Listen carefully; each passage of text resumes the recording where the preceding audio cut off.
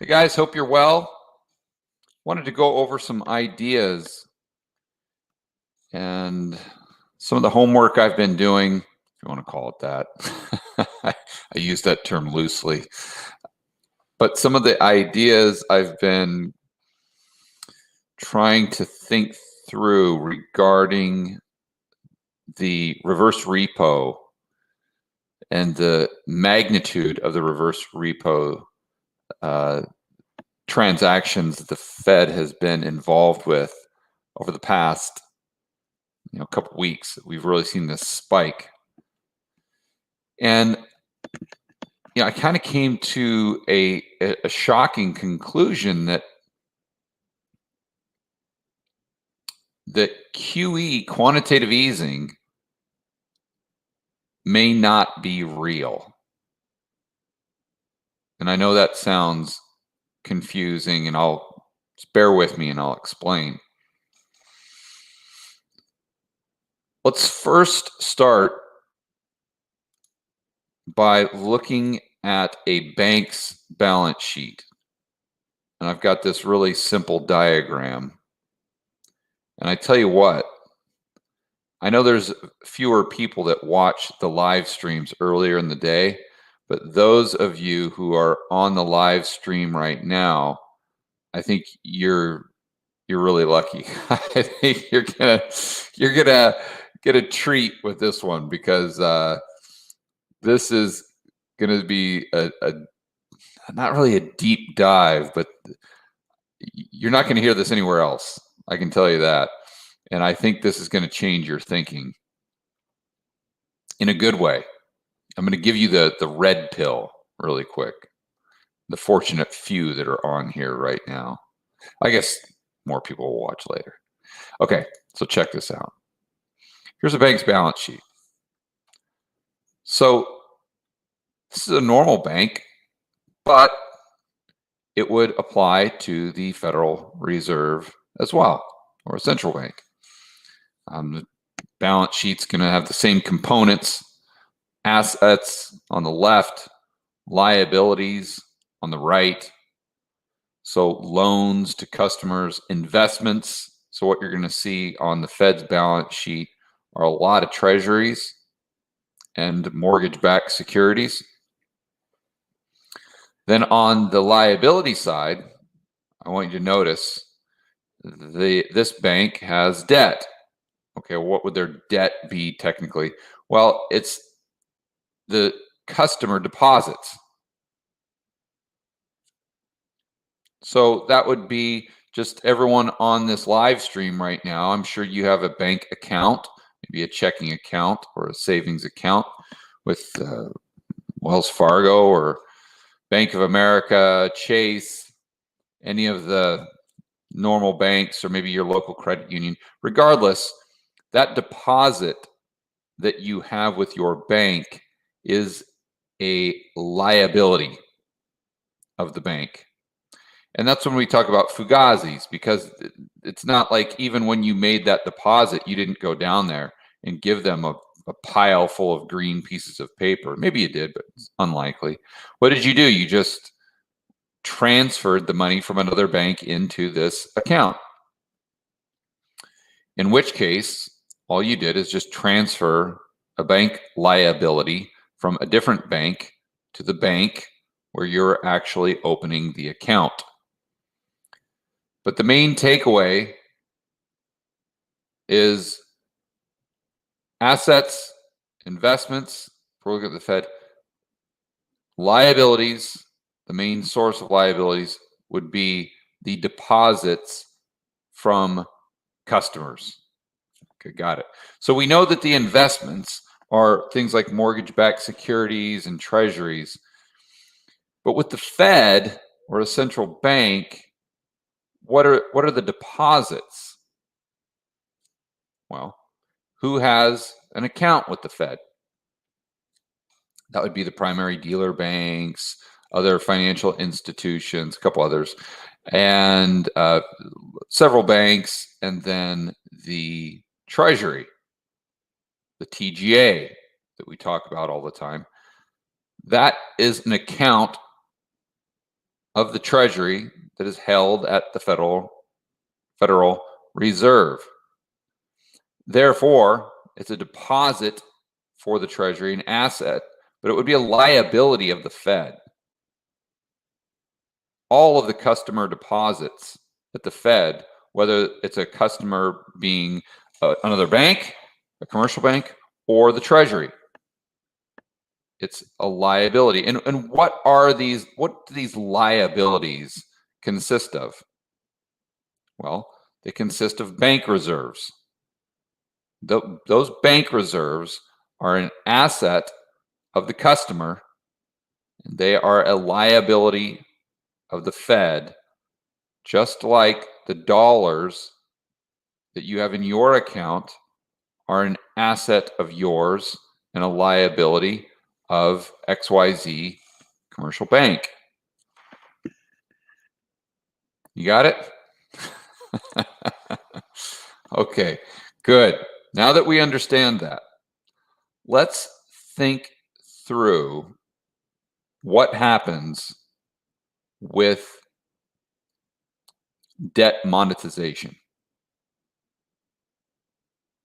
So let's just pretend for a moment that up here, you guys hopefully can see my arrow, and I'll just pretend this is a whiteboard. Let's say the government, your drunk, insolvent Uncle Sam is up here, Janet Yellen right there next to him, and they issue $100 billion worth of treasuries at auction. Okay. Well, we can't have interest rates go up too high, and therefore we can't risk an actual market price. So the primary dealer banks would have to come in and buy those treasuries at auction directly from Janet Yellen, because although the Fed wants to buy those treasuries to artificially suppress interest rates, if that's what they're really doing. More on that in a moment. But as the story goes, the Fed would want to buy those treasuries to create artificial demand, therefore driving the price artificially high, the interest rate artificially low. Well, the Fed can't, well, technically, they can't buy directly from the Treasury. So they go through this shell game with the primary dealer banks that we were talking about. So those primary dealer banks, they'll buy the treasuries, and the treasuries will go on to the asset side of the commercial bank's balance sheet. But as soon as they do, the very next day or whatever it is, they will flip those treasuries to the Fed. So now the treasuries are on the Fed's balance sheet as an asset. Well, how does the Fed pay for those treasuries that they just purchased from the commercial bank? The exact same treasuries the commercial bank just purchased the day prior from the Treasury. Well, they purchased them by adding bank reserves to the account, the deposit account of the commercial bank. And oh, by the way, let's back up one moment. When the commercial bank bought the treasuries from Janet Yellen, how did they do that? What did they use for payment? Well, they both have accounts, meaning the commercial bank and Janet Yellen, with the Fed. So all that happened was the Fed just transferred, or we'll use the $100 billion mark again. They just transferred the $100 billion worth of bank reserves from the commercial bank's account down into the TGA. Then we fast forward to what we were just talking about. Then the Fed replaces those bank reserves when they purchase the treasuries from the commercial bank. See, so now what we've done is we have more bank reserves in the system. The Fed's balance sheet has expanded because they have $100 billion worth of assets, but they have an additional $100 billion worth of bank reserves. Okay. Hopefully you're all with me there. Now, where this gets interesting with repo is, or maybe I should say reverse repo, is let's think through that process for a moment. Okay. Well, the banks are doing what? They're giving the cash to the Fed. And then the Fed, and it's technically kind of a loan or it's a repurchase agreement, we'll say. So the bank is giving the cash to the Fed. The Fed is giving the treasuries to the bank for a specific amount of time. That's a reverse repo.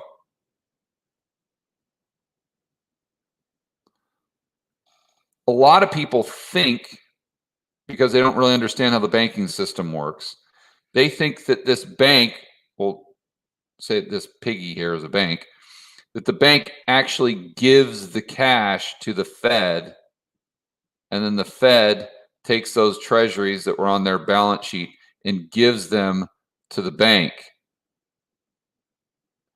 Kind of. It is true that the treasuries leave the asset side of the bank, or the Fed, excuse me, and go onto the asset side of the commercial bank's balance sheet. Now they have them. But let's look at what happened to the liability side of the Fed's balance sheet, or the asset side. When this bank gives them the cash, where does it go?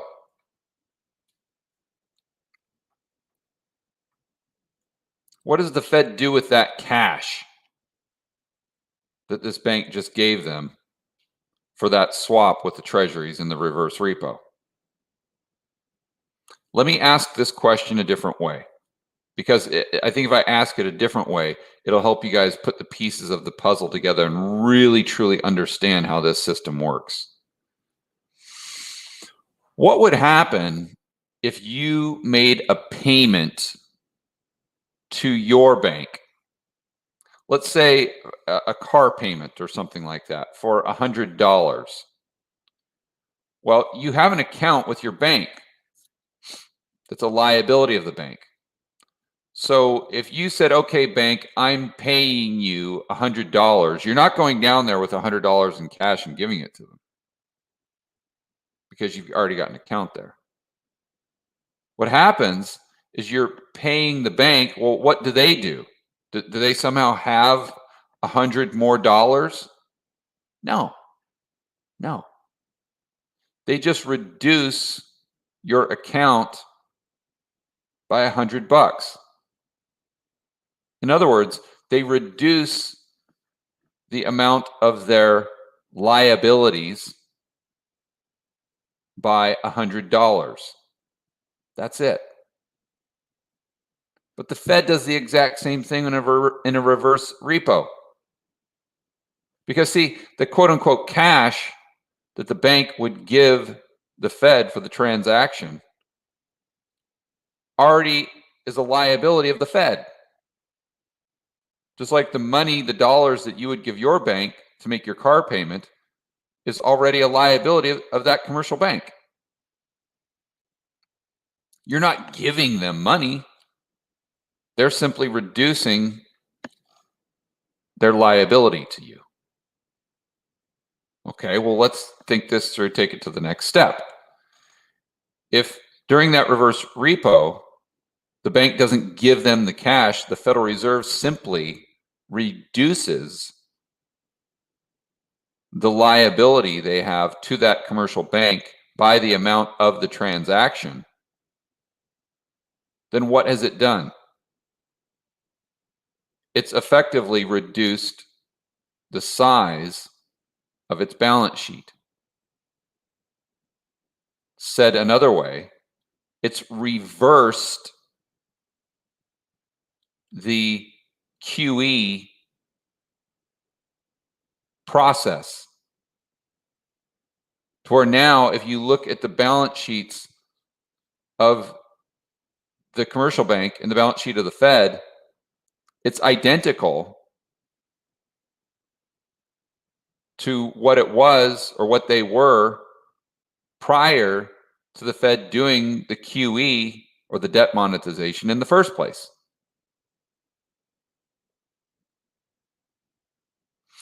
So when I say that QE isn't real,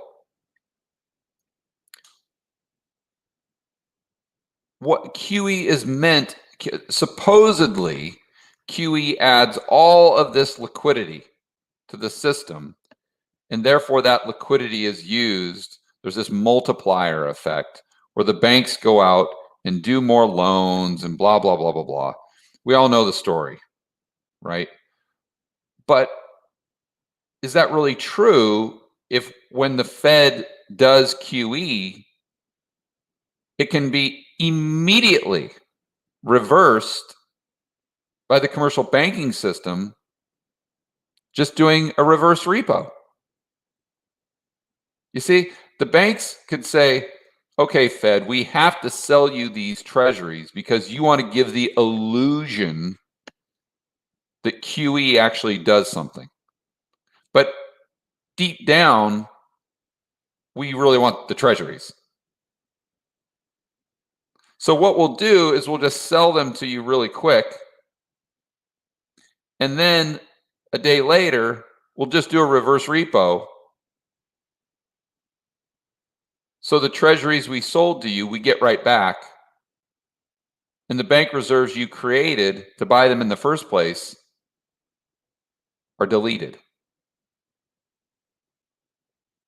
And you have this smoke and mirrors game where nothing has changed, except the whole world thinks the Fed has done quantitative easing, which is supposed to increase the market's appetite for risk assets.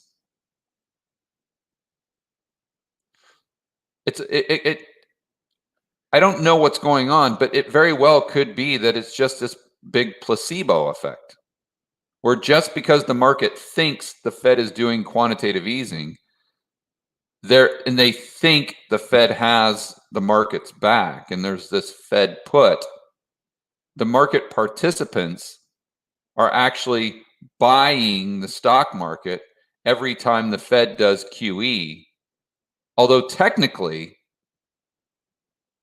QE is just smoke and mirrors.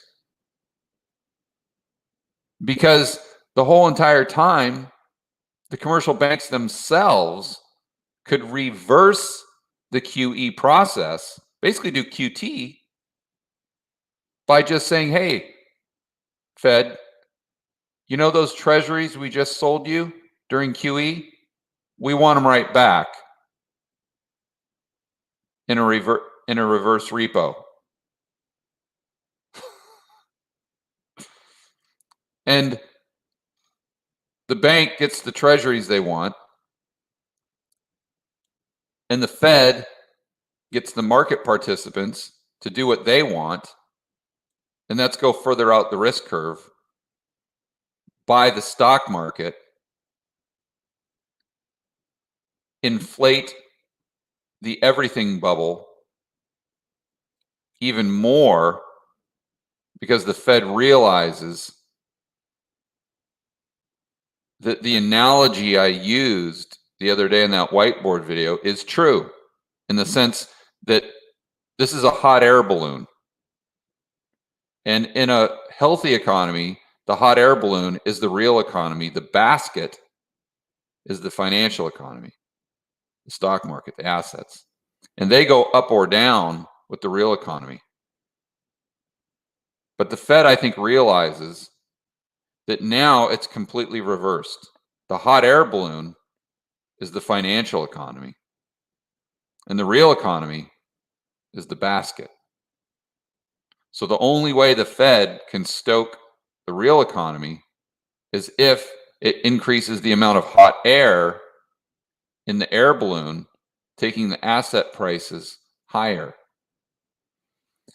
And the best way to do that is through psychology, expectations policy, if you want. When if you actually think it through, QE, it doesn't make any sense. Because although it may expand the balance sheet of the Fed, whenever the banks want the treasuries back, they can get them through a reverse repo.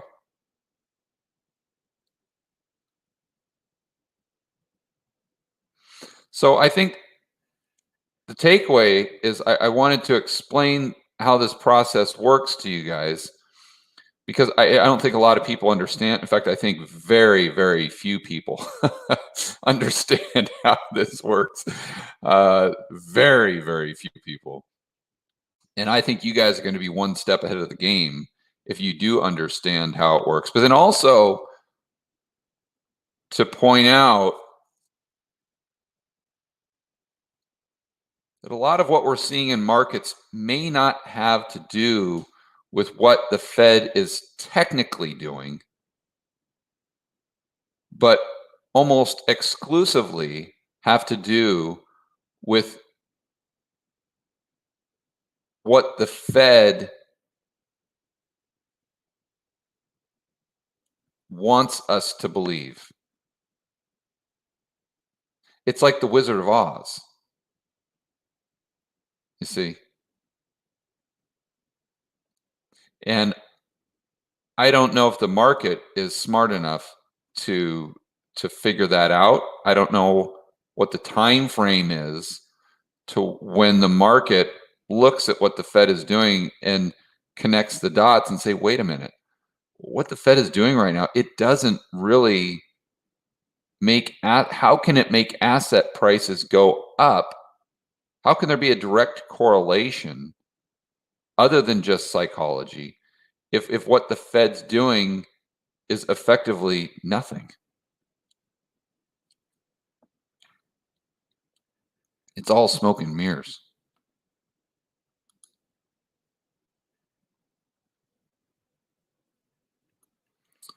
All right. Oh, wow. We've got 677 people on. Well, I'll have to remember that because usually we only have about 200 or 300 during this time. So I'll assume that that was a topic that you guys enjoyed because of the amount of people on here. So hopefully you guys gained some value from that live stream. And obviously it's something that I've never heard anyone talk about. And but if you think through the balance sheets, that's kind of what's going on. So I'll most likely do a whiteboard video on it tomorrow. Okay, let me do some shout outs before I go to lunch. We've got Euro Bro Warrior Monk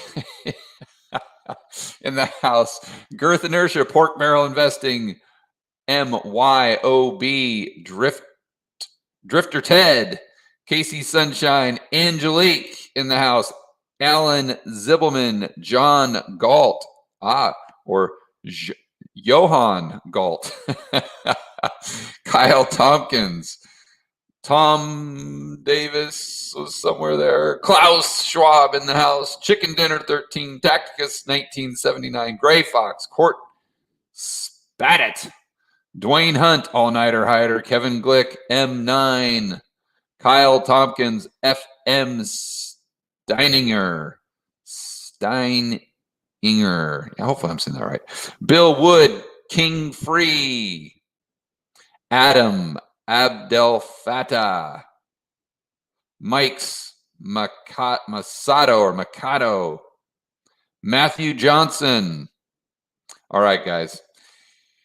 Enjoy your afternoon. I just got done interviewing Tom Woods. That was awesome. If you haven't checked out Chris Cole's video last night, my interview, you got to. That'll really blow your mind. And what else can I plug? And make sure you're watching The End Game, guys, that docu-series. I'm in it, Tom Woods, Peter Schiff, Robert Kiyosaki, Jason Hartman. You guys are going to love it. It's very well produced. The first episode came out last night. You can still get access to it. So I'll put a link in the description below.